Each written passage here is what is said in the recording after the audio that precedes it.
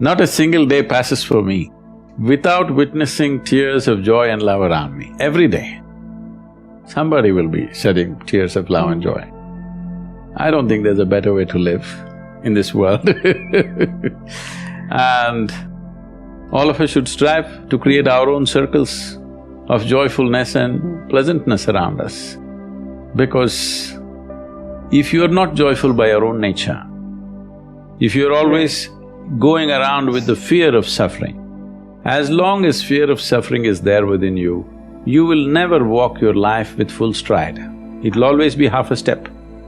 Most human beings have crippled themselves simply because of fear of suffering. What will happen to me is always the question. Whatever happens, this is how I will be. If this assurance comes to you, only now you will want to scale the peaks of life and see, what about it? If it happens, makes no difference to you. If it doesn't happen, makes no difference to you. That's when you would like to really explore every dimension of life. So first and foremost thing is this, that your way of being is not determined by what's around you. If you bring this one aspect to you, there is no fear of suffering. Once there is no fear of suffering, you will traverse the breadth and length of this life without hesitation. When it comes to what you want to do, you must think clearly, it's very important. Thinking clearly means, the question is not about what will get me this, what will get me that. Is your life precious to you? All of you, I'm asking. Your life, is it precious to you? Yes. So before you invest this life into something, you must look whether today if I invest my life into this, after 25 years, will it still mean a lot to me? After 50 years, will it still mean a lot to me? At the end of my life, if I turn back and I look, will I be proud of this or will I be ashamed of what I'm doing right now? Doesn't matter what other people say. But you should not do anything that you will feel ashamed of, isn't it so? Huh? It doesn't matter, people say so many things. Everybody has an opinion, it's their business. But you don't do something that you will feel ashamed of, isn't it? Then you're turning against yourself. Somebody turns against you, you can leave them and go somewhere else. If you turn against yourself, you'll have to live with it forever. So, this is all you have to look at it. Something will get you money, something will get you comfort, that's not the point. What you choose to do, will it give you a life? When I say give you a life, are you just trying to make a living or are you trying to make a life out of this? It's important. Making a living is not an issue. A worm, an insect, a bird, an animal, all of them are making their life, making a living, isn't it so? They're even making a life out of it, but definitely they're making a living. So making a living with such a big brain is not an issue. Earning your food is not an issue, making a living is not an issue. Only problem is you want to live like somebody else, that's an endless problem. I want to live is not a problem. I want to live like you, this is a problem. So, it is important, if you consider your life as a precious life, you must make sure you make a wonderful life out of this. If your friend does not do well, you'll feel sad about it. If he does very well, you'll feel very sad about it. So you have fixed yourself in such a way, whichever way you cannot be happy. You're in a self-defeating mode. No matter what happens, you will not be happy. If you want to understand what I'm saying, you go and stand out on one of the main streets in Bangalore city. Leave the poor people who are selling kadlekai on the street side, leave them. Only look at those BMWs, Mercedes and Maseratis and whatever is going around in Bangalore city. Only look at the dream cars, okay? Because many of you may have dreams also of this. Just look at all these people. You think they are in a profusion of joy, driving this car like that? No. Only in case it's a stolen car, you see the joy. Otherwise, no. So success has not brought joy to them. If they're failed, of course they're frustrated. Because the very mode of approach is like this. If this mode of approach comes, whichever way, it's not going to work. Because it's not even about you, It's always about somebody here. It's never about you.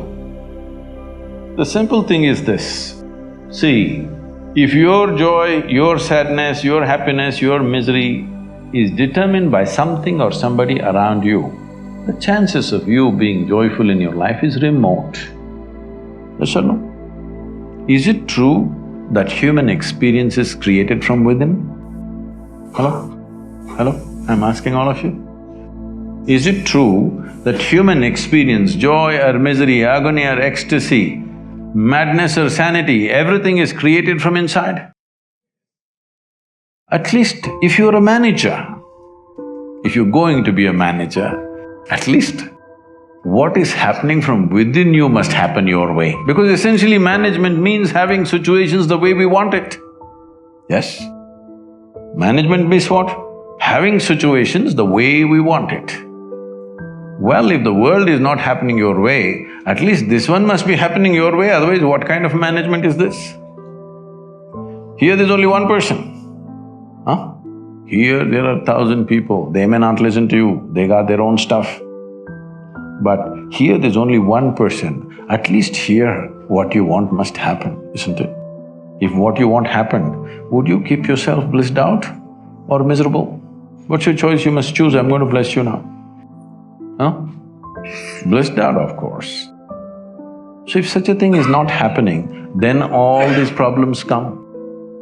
If things work, it is a problem. If they don't work, it's a problem. If you get a seat in this institution, it's a problem. If you cannot get out of this, it's a problem. You like this place so much, you don't mind staying here, it's not like that. You must get in and you must get out ahead of others, everything. It's never about you, it's always about something else. Outside is a variable situation. Who these people are today, tomorrow we don't know what they will say. Yes? Tomorrow morning we don't know what they will say. If your way of being is determined by all these people, then you are a mess, you're bound to be a mess. See, you are a product of this planet, yes or no?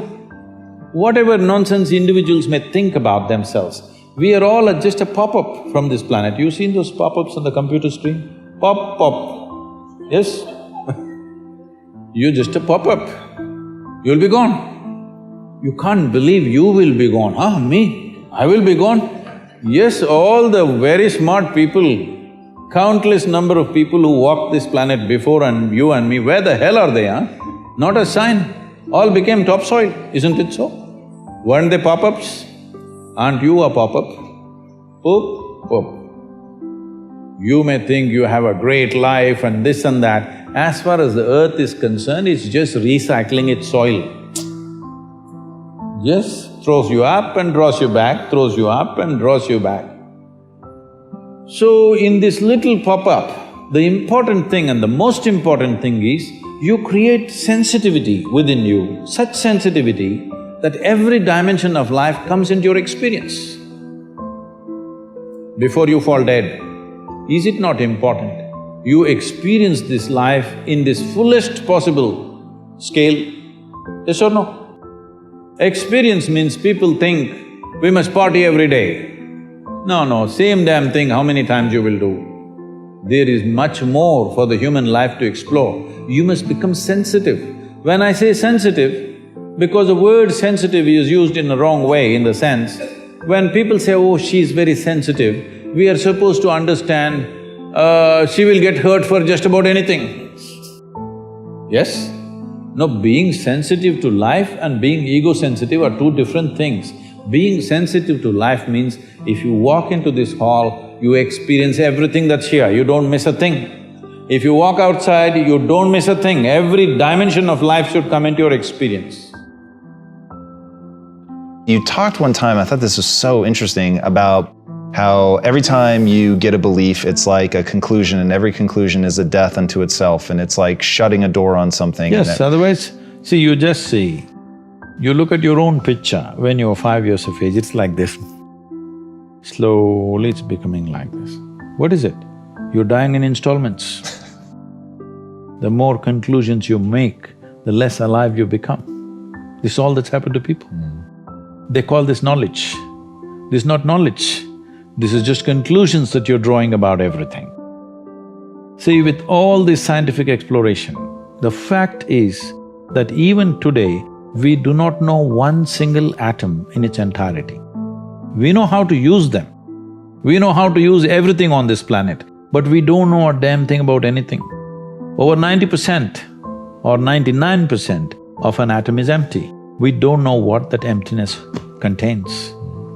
Over 99% of the cosmos is empty. We don't know what that is.